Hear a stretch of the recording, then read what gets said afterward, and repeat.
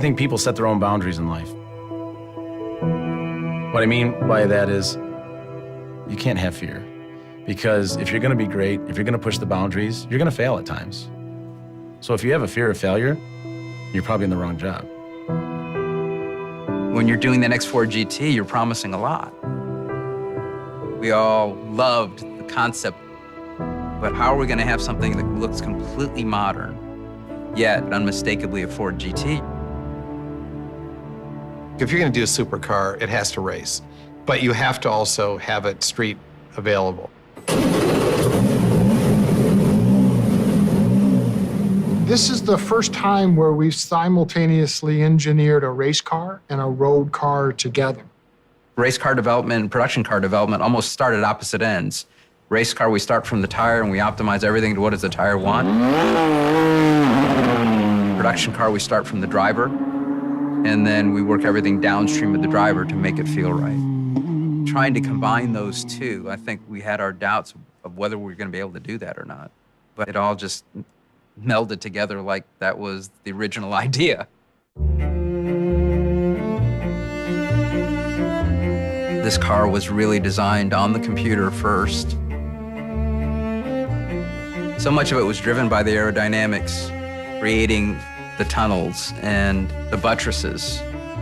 It was a decision on the part of the team to use it almost as a laboratory for what is possible for the rest of the Ford line. Carbon fiber has had tremendous application in racing already. To get the weight out, to get the strength up, Ford GT is almost entirely carbon fiber. We're learning a lot from that, and we're working with our partners to figure out how to make it lower cost so that we can then expand the use of carbon fiber through the rest of the Ford lineup. And then there's an EcoBoost engine. EcoBoost technology is a key strategy for us in delivering both fuel efficiency but also horsepower, so a win-win solution. Who would have thought that we'd be putting a V6 engine in a supercar? That's a bold statement when we said we were going to do that. If we could take a mainstream engine that people can buy and you race with it, that does a lot for reputation. Those are just a couple of the examples of technologies that will all be valuable in designing the next Ford Fusion or the next Mustang GT. This is a technological statement. The aerodynamics, the lightweighting, the electronics. This is taking on absolutely the best tech in the world, and it's doing it head to head. It's a technology showcase. It's an incredible engineering achievement, but it's also something that comes from the heart. When I first saw the GT, I was very nervous because I am very critical and I'm always afraid we're not going to get it right.